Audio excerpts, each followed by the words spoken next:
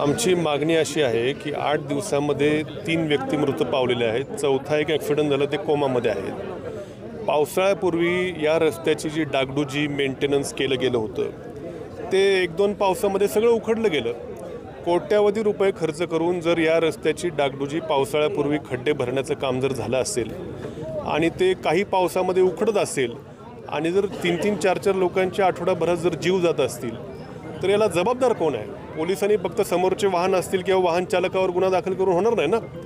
ज्यांनी कोणी ह्या रस्त्याच्या कामामध्ये भ्रष्टाचार झाला असेल, ज्यांनी कोणी निष्काळजीपणे हे काम केलं असेल, ते देखील तेवढेच या मृत्यूंना जबाबदार आहेत असं आमचं म्हणणं आहे। म्हणून त्या लोकांवर देखील गुन्हे दाखल करा। नॅशनल हायवे ऑथॉरिटी ऑफ इंडियाचे जे काही अधिकारी असतील, प्रोजेक्ट मॅनेजर असतील किंवा एक्झिक्युटिव्ह इंजिनियर जे काय त्यांची पदं असतील ते असतील किंवा ज्या कोणी ठेकेदारांनी हे मेंटेनन्सचं काम केलं त्याच्यावर देखील सदोष मनुष्यवधाचा गुन्हा दाखल करावा, कारण ती लोकं देखील या मृत्यूंना तेवढीच जबाबदार आहेत अशी मागणी घेऊन आम्ही या ठिकाणी पुरवणी जबाबदारीचं नावं घेत आहेत।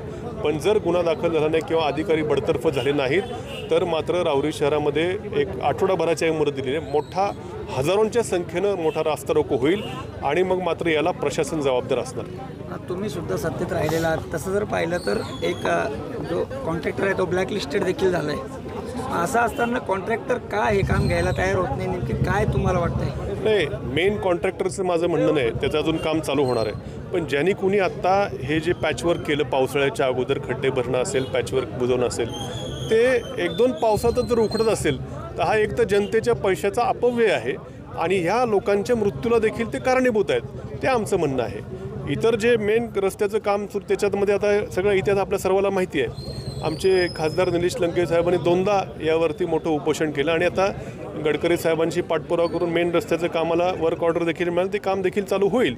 ते देखील चांगल्या प्रतीचं व्हावं याचं देखील या नॅशनल हायवे ऑथॉरिटी ऑफ इंडियाच्या माणसांनी काळजी घेतली पाहिजे। ज्या पद्धतीनं मेंटेनन्सचं काम निष्काळजीपणे झालं, हलगर्जीपणा झाला, तसं मेन रस्त्यात देखील होऊ नये म्हणून कुठंतरी एखाद्या अधिकाऱ्याला जबाबदार धरलं पाहिजे।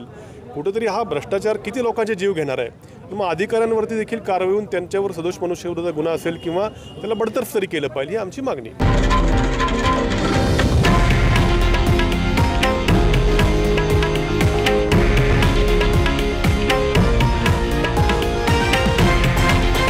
हे आहे देशातील नंबर 1 न्यूज नेटवर्क आणि आपण पाहत आहात TV9 मराठी, एकमेव।